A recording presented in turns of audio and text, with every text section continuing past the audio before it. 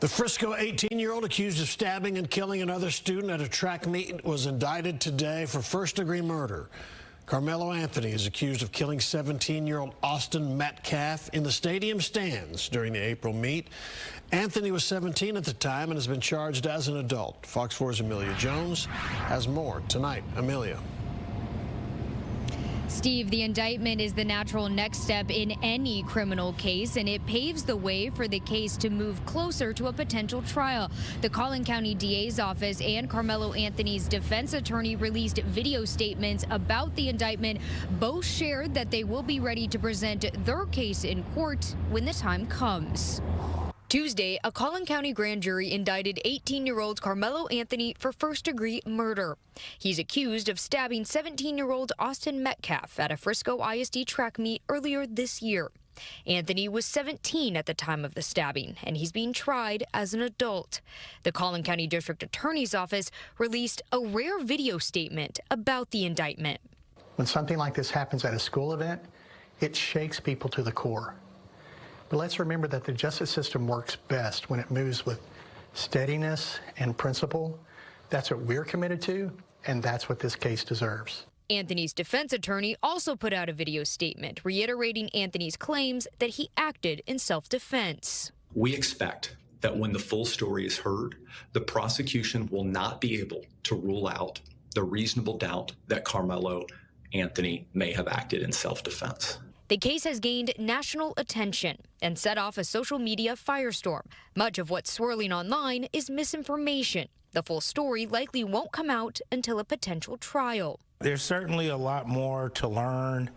The indictment really focuses on what we would call the elements of a crime. Russell Wilson is a former Dallas County prosecutor who's not involved in this case. He says the misinformation could be one reason why both sides chose to record statements on such a procedural matter. I just think it's a reflection of the serious nature of the case and the heightened public interest. Austin Metcalf's father, Jeff Metcalf, sent us a statement about the indictment. It says, quote, "I am pleased that we are moving forward. With the first-degree murder indictment, it now goes into the court system. I fully believe that justice will be served for Austin Metcalf. I look forward to the forthcoming trial, but it will never bring back my son." It will be up to the court to set a date for the trial. In the meantime, the defense and prosecution will prepare their cases. The defense will see what information the state has gathered and will do their own investigation. Certainly, there will be a lot more things happening in between now and then, but certainly when the jury trial does come, the world will be watching. Anthony is currently monitored on house arrest after his bond was reduced from $1 million to $250,000. If convicted, Anthony could get life in prison. Steve, back to you. All right, Amelia Jones, downtown Dallas. Amelia, thank you. Rowlett police are searching for a gunman they say shot a 15-year-old in the head during a robbery. Investigators say 17-year-old Xavier Stevenson shot the victim earlier this month during what appeared to be a planned meeting to sell items. Fox 4's Stephen Dahl is live right where that shooting happened tonight. Stephen. Steve, here at this Dollar General in Rowlett, that's where investigators saw surveillance video of Stevenson before he shot a 15-year-old in the back of the head. That 15-year-old survived the shooting, but nearly 2 weeks later, they still can't find Stevenson. Rowlett detectives are searching for 17-year-old Xavier Stevenson. They say he shot a 15-year-old boy in the back of the head on June 13th. They were meeting up to buy vapes. But this customer was no customer. He's a robber. And he set him up to a parking lot, and then he pulled out his gun, asked for everything. The 15-year-old, he just tried to exit the vehicle and run away, and that's when the shooter shot him in the back of the head. Detective Cruz Hernandez was one of the first officers on the scene. They said that he woke up within 2 days, walking, talking, opening his eyes. It's a miracle. The shooting happened in between a muffler shop and a Dollar General. Investigators say the victim was in the car with his older brother. The three first met at a nearby park when Stevenson allegedly tried to pay via Cash App. The older brother said he needed to pay in cash. They went to this Dollar General. That's when investigators say Stevenson pulled out a gun. We heard some pops. Jeff McKenzie works at the muffler shop. He says he saw Stevenson run away from the scene. The kid was laying down on the ground with 2 big pools of blood next to him, and we started praying for him, and I went and ran and got some paper towels and tried to stop the bleeding as much as I could. Detective Hernandez told me Stevenson is known to Rowlett police. He was a suspect about a year and a half ago after guns were being stolen from parked cars. We need your help. He's laying his head somewhere. You know, he's got friends in the area, so somebody knows him. Somebody is letting him stay at their house. He don't have a car.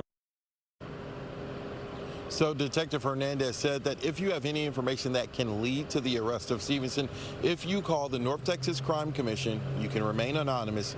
You can be awarded up to $5,000. All right, Stephen Dow in Rowlett this evening. Stephen, thanks. Starting September 1st, student cell phones will be banned during the school day. The new law signed by Governor Abbott this weekend requires cell phones and other personal communication devices to be in a secure, out-of-sight storage area. Fox 4's Lori Brown live in Dallas with the story. Lori. Clarice, the new cell phone ban in schools in Texas show that lawmakers are confirming what many parents and teachers have known for years, that these devices can have an addictive hold on kids that keep them from paying attention.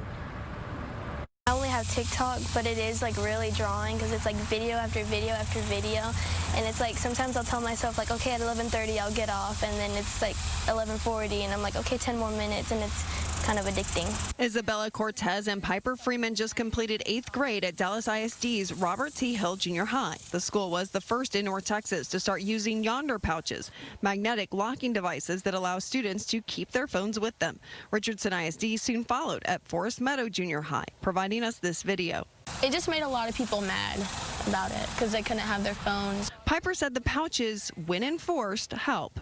It can be really distracting when you see other kids on their phones in class. Dallas ISD did not have a district-wide cell phone ban in the last school year. Piper's mom, Megan Freeman, says the new state law is needed. I love it personally. I think that our school, or I guess maybe DISD or some of the schools that had already had this rule in place were villainized because of it. And, you know, maybe you don't want to go to that school because they have that no cell phone ban there. The new law does not require locking devices, but it does require that phones are secured away from students in some way. Freeman says she can understand why some parents have concerns. I also have had that frustration where I'm like, oh man, I wish I could text my son and let him know this thing, or I wish I could text Piper and let her know this thing.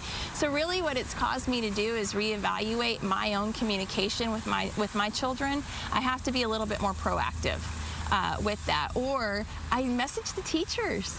As for emergencies, Yonder says law enforcement experts urge students to stay off their phones and quietly follow instructions. Classrooms also have desk phones for 911 calls. Freeman says her son, now in high school, has better social skills thanks to the cell phone-free lunch environment at Hill Junior High. He said, Mom, you can tell the kids who haven't had yonder pouches because at lunch, all of us Highlanders, we're talking and we're visiting with each other, and everybody else is like this on their phone. He said they don't know how to communicate. Bryan Adams High now also has yonder pouches. Freeman, vice president of the PTA, says it caused a large drop in fights. We don't have things starting by somebody said something and they're texting somebody else that causes some sort of issue, or somebody's taking a picture, or somebody's videoing some sort of something that they're going to send to somebody else, and then it causes an issue later.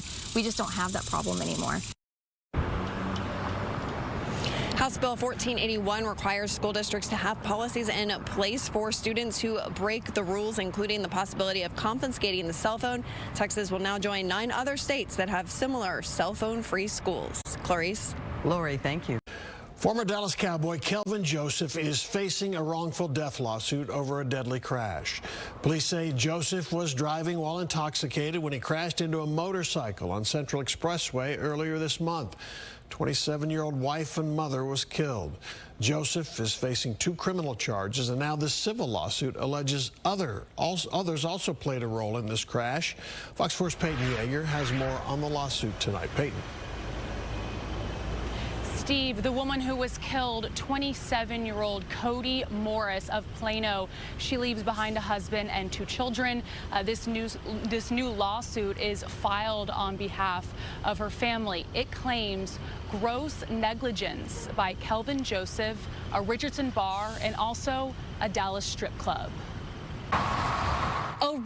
death lawsuit has now been filed against former Dallas Cowboys cornerback Kelvin Joseph. Richardson police say Joseph was involved in a fatal crash earlier this month.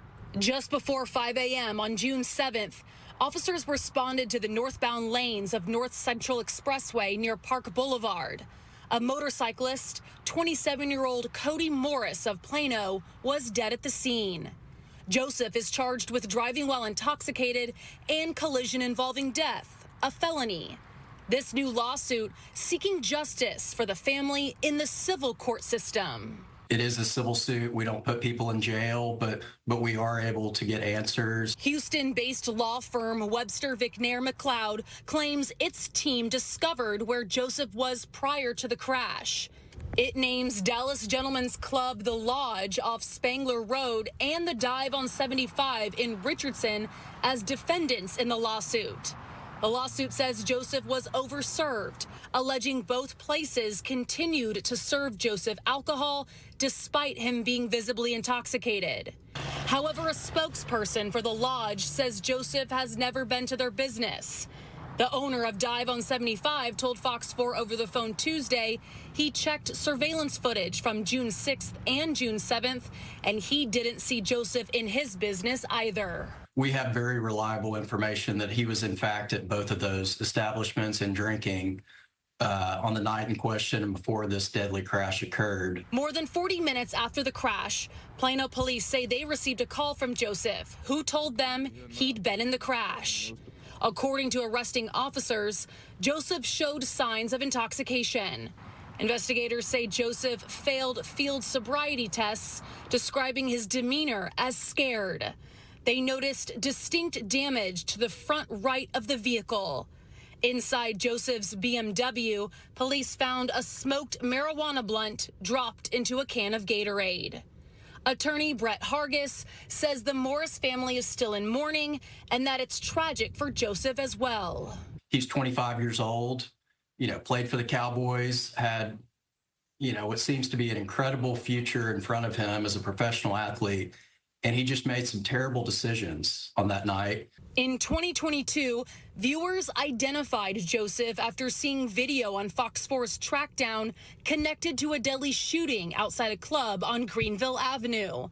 Joseph was in a car with a suspected gunman the night 20-year-old Cameron Ray was murdered. Months after the shooting, Joseph was cleared of any wrongdoing.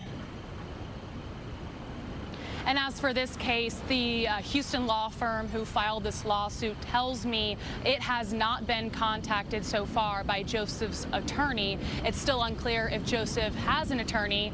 We reached out to Joseph ourselves today, but we did not hear back.